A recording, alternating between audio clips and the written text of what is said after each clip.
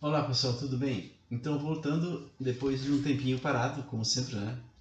Mas eu pretendo fazer ainda muitos vídeos esse ano. Eu estou aguardando, na verdade, também vir uma câmera nova, que a minha aqui, ela tá realmente... De vez em quando eu faço um vídeo, ela para, eu tenho que fazer tudo de novo, aí, enfim, vou deixando para depois. Mas eu vou montar um estúdiozinho melhor aqui, tenho muitos vídeos interessantíssimos para fazer, inspiradores e tal, para quem não julga as coisas, né? Quem quer julgar as coisas, eu acho que aqui não é o lugar de julgamento, tá perdendo seu tempo aqui vendo os meus vídeos.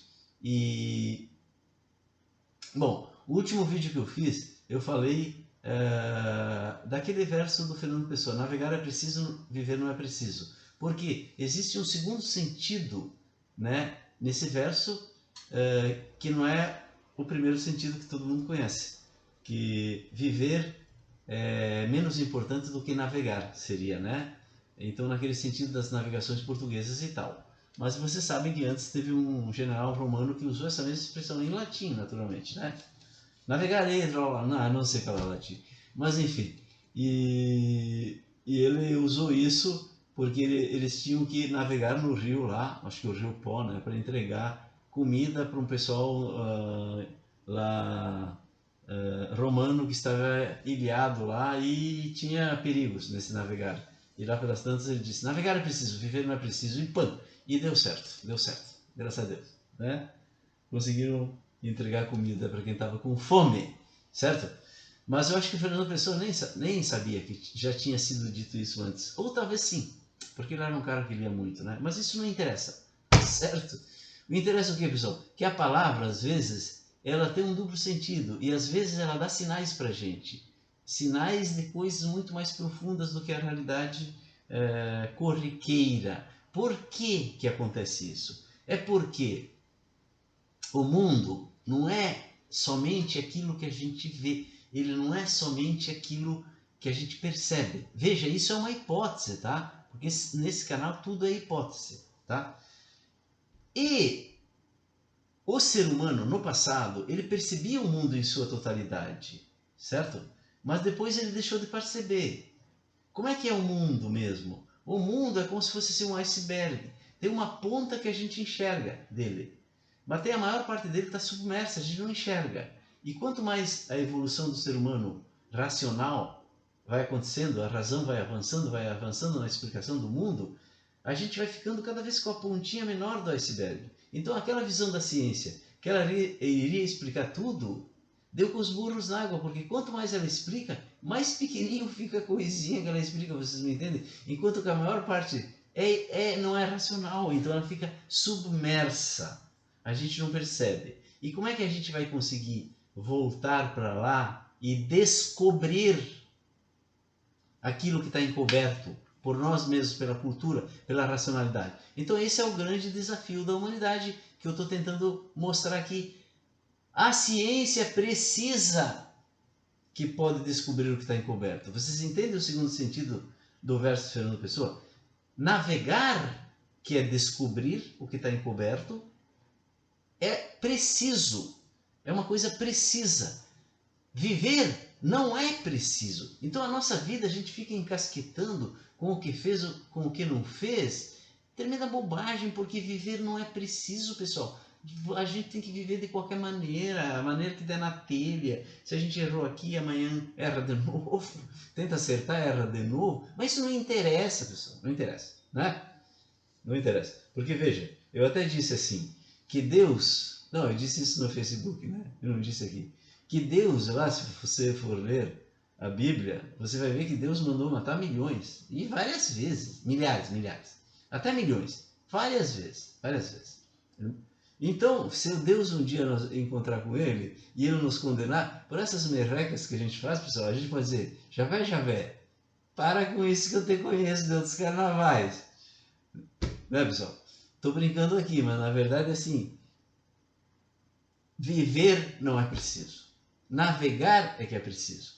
Tem um segundo sentido nessa palavra. Mas o que eu estou querendo falar hoje é que muitas vezes eu vou tocar nesse assunto, porque muitas vezes a palavra entra em contradição, ou ela tem um duplo sentido, ou ela parece não dizer nada, mas ela diz tudo, se a gente olha melhor.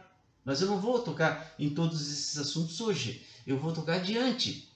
Quando eu falar de uma coisa qualquer, eu vou mostrar como a palavra nos dá sinais claros do que está encoberto naquele assunto específico. Por quê? Porque foi a palavra que encobriu, ou melhor, foi a racionalidade. O que é a palavra? É discurso racional. Por isso mesmo que quando um ser humano começa a falar, ele começa a encobrir aqueles amiguinhos que ele via. Vocês lembram? As crianças? Lembram não, até hoje. As crianças têm amiguinhos. A gente diz, amiguinhos imaginários. Mas na verdade, segundo a tese desse canal, são mesmo seres reais, que a gente que é tapado, porque se tornou adulto racional, a gente se tornou quadrado, tapado, a gente não consegue mais ver os amiguinhos das crianças. Mas eles vêm. E não vêm só os amiguinhos, eles veem um mundo muito mais vasto, enxergam, veem um mundo muito mais vasto do que a gente, e à medida que eles vêm falando cada vez mais preciso, cada vez mais de uma maneira racional, a linguagem, né? No início a linguagem das crianças é meio irracional, né? Eles fazem umas confusão. E depois eles vão cada vez sendo mais racionais e eles vão cada vez se tornando mais tapados que nem a gente. Certo, pessoal? Agora, para descobrir, deixar de ser tapado e descobrir o que está encoberto, a gente precisa de uma ciência precisa. E eu estou tentando dizer aqui no canal qual é essa ciência precisa. Mas hoje eu não vou falar disso, tá? Antes de falar do que eu quero falar hoje, eu vou dizer que Fernando Pessoa, quando fez esse poema, ele estava falando deste assunto, exatamente deste assunto, que é o descobrimento.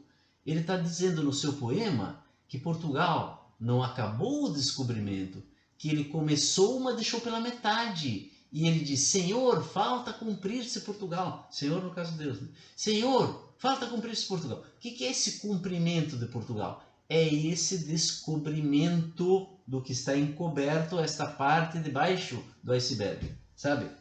Que ela às vezes pode eventualmente dar um sinalzinho na nossa vida.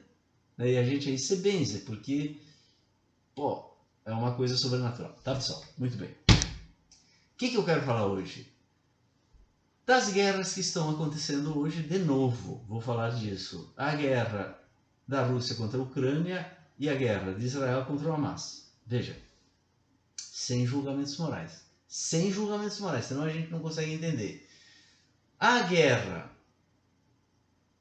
Vamos começar pelo Hamas, porque eu acho que aí a gente vai conseguir entender melhor. O Hamas, vocês vão concordar comigo, é um movimento islâmico radical, certo? O que não é fácil. Se tivesse um Hamas aqui do meu lado, eu não sei se não ia querer destruir com ele também, porque, pô, o cara sempre, né, terrorismo, terrorismo, terrorismo, certo? Atacando, matando, e tem lá no seu estatuto, como seu objetivo, a eliminação de Israel, certo? Ele é radical, então, vamos combinar, ele é radical. Veja, mas o que quer dizer radical? A palavra radical quer dizer raiz. Raiz, ele é raiz de alguma coisa. Ele é raiz do quê? Do quê? Ele é raiz do Islã, do islamismo, que tem uma mensagem que veio através de quem? De Maomé, que Allah disse, Maomé, vai e converte o mundo. Tenta convencer, se tu não conseguir, se tiver que usar força ou matar, faça isso. Essa é a mensagem que o Islã segue até hoje. E se um muçulmano disser, não, eu sou da paz, eu acredito nele. Só que a sua raiz não é da paz. A sua planta, a planta que ele vive, ele é um muçulmano, tem uma raiz. E essa raiz é radical. Essa raiz é radical. Veja, é uma redundância? Claro que uma raiz é radical. Mas será que só os muçulmanos têm uma raiz? Não, todo mundo tem uma raiz, pessoal. Nós temos uma raiz. A brasilidade tem uma raiz. E se nós formos atacados na nossa essência, no nosso direito de existir, a raiz vai vir defender. Vão aparecer movimentos radicais no Brasil, neonazistas, matando os caras que querem nos pôr em perigo. Vocês têm dúvida disso? Eu tenho certeza, porque o Brasil já demonstrou que ele é altamente letal com quem ataca ele. Leiam sobre a Guerra do Paraguai, que vocês vão ver o que o Brasil fez. Muito, muito, muito pior do que, por exemplo, Israel está fazendo com o Hamas hoje. Certo? E faria de novo. Não tenham dúvida se nós fôssemos atacados. E quando Israel é atacado, ele também mostra suas raízes. Por que quem comanda hoje lá é esse primeiro-ministro, que eu não sei pronunciar o nome, esse cara aí, né? que é o Bolsonaro deles. É um cara de direita. Por que ele está no poder, o Netanyahu, sei lá? Porque Israel tem sido atacada, e as suas tentativas de paz de Israel, que ela tentou, porque a maioria da população de Israel quer paz, pessoal. Não viajem achando que o judeu é um cara, né? Isso eu achei que tinha passado esse tempo, né, de judiar os judeus, mas pelo visto não passou. O antissemitismo está vivo. Mas pense, a maioria de Israel quer paz, tá, pessoal? Quer paz. Só que as tentativas de paz de Israel não obtiveram êxito e eles são atacados. A população de Israel começou a votar na direita, porque a esquerda não resolve o problema e eles querem se defender, certo? Porque Israel também, quando atacado, mostra suas raízes. Veja, e os dois têm razão, pensem bem. Na cabeça dos muçulmanos em geral, que a terra prometida aí, a Palestina, é um local ali no meio do Islã, de países islâmicos, eles entendem esse local como um local sem Estado. É de religião ali. Então eles não queriam a presença de um Estado. Só que a ONU, para resolver o problema dos judeus, que tinha que ter algum paradeiro, algum lugar no mundo, e eu acho que eles têm que ter mesmo, sugeriu a criação de dois Estados, um judeu e outro palestino. Quando os palestinos não concordaram, os judeus foram lá e criaram. E aí começou o problema, porque os palestinos se sentiram agredidos. E aí começou a raiz se mostrar. Vocês me entendem? E aí eles começaram a agredir Israel. E aí Israel começou a raiz se mostrar, porque Israel se sente em perigo de ser eliminado, de ser atacado seriamente. Quando um ser qualquer é atacado em sua possibilidade de existência, ele tem legitimidade para se defender, seja de um lado, seja do outro. Seja de um lado, seja do outro. Mas será que quando Israel ataca o Hamas, ele está atacando o Islã? Não, né, pessoal? Porque o Islã é muito mais vasto que isso. O Islã é a segunda maior religião do mundo. O Islã invadiu, colonizou, tomou conta de uma boa parte do mundo e teria tomado de todo o mundo se não tivesse outras essências dizendo, não, aqui tu não entra. E foi no pau. Vocês me entendem? Então como é que a gente soluciona essa questão radical? É simples, a raiz tem que ir para o lugar dela. Para que a árvore cresça de folhas, de flores, de frutos, passarinhos voando e a paz realmente seja possível.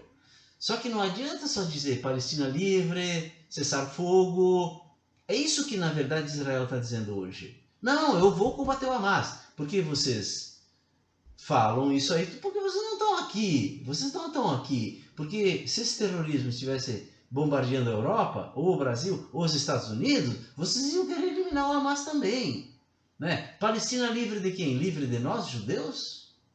Né? Palestina livre é uma bela palavra, mas, por exemplo, o Hitler poderia dizer Alemanha livre, livre dos judeus, livre dos homossexuais, livre das minorias, só os arianos, certo? Então, Palestina livre tem que ser repensado hoje. Palestina livre sim, mas Israel livre também. Por quê? Porque, pessoal, o judeu não foi feito pelo judeu. O islâmico, o muçulmano, não foi feito pelo Islã. O cristão não foi feito por ele mesmo, certo? O judeu foi feito pelo judaísmo. O muçulmano foi feito pelo Islã. E o cristão foi feito pelo cristianismo. E essas três foram feitas pelo quê? Escolham vocês. Porque se nós formos no que cada um acredita, foram feitas por mensagens de Deus, de Alá, de Javé. Se eu entendo que é uma força sobrenatural que criou essas três religiões, eu entendo que elas têm que conviver e existir no mundo, lado a lado, pacificamente, para que isso possa realmente ir para o objetivo que nenhuma delas consegue ir individualmente. Nenhuma delas consegue. Porque, como eu já disse, elas são uma espécie de ovo. A gema não consegue fazer o pinto sozinha. A clara não consegue fazer o pinto sozinha. A casca não consegue fazer o pinto sozinha. Mas as três juntas podem fazer. E enquanto o ovo não está bem delineado, as partes, é natural que elas briguem entre si. mas não é natural que as pessoas entrem lá para dentro, tomando partido de um lado ou do outro, sem conhecer. Tem que conhecer melhor o que está acontecendo. Tem que se colocar no lugar das partes. Entende? Senão a gente vira meramente uma folha carregada pelo vento e não compreende o que está em jogo. Tá, pessoal? Então veja que a palavra radical nos permitiu perceber de outra maneira esse conflito. Existem essências lá e elas vão continuar, porque elas não foram feitas por nós. E elas vão continuar, certo? E é preciso, o quanto antes melhor, que elas aceitem umas às outras, mudem um pouco aqui, um pouco ali, para se ajeitarem de tal maneira que formem um todo orgânico. Para que tudo existe para que o ser humano vença a morte e seja feliz, por mais que isso pareça impossível sob a luz da racionalidade. Vocês já sabem por quê? Porque a racionalidade é limitada para compreender o todo, mas esse canal vai tentar, até que eu estiver vivo, espero que dure muito tempo, colocando luz sobre essa questão que para mim é a única questão que é importante no mundo. O ser humano nasceu para isso. Ele é resultado de um movimento evolutivo justamente para realizar a felicidade plena que não existe com a morte. Tá, pessoal? Um abraço, beijos, até o próximo vídeo.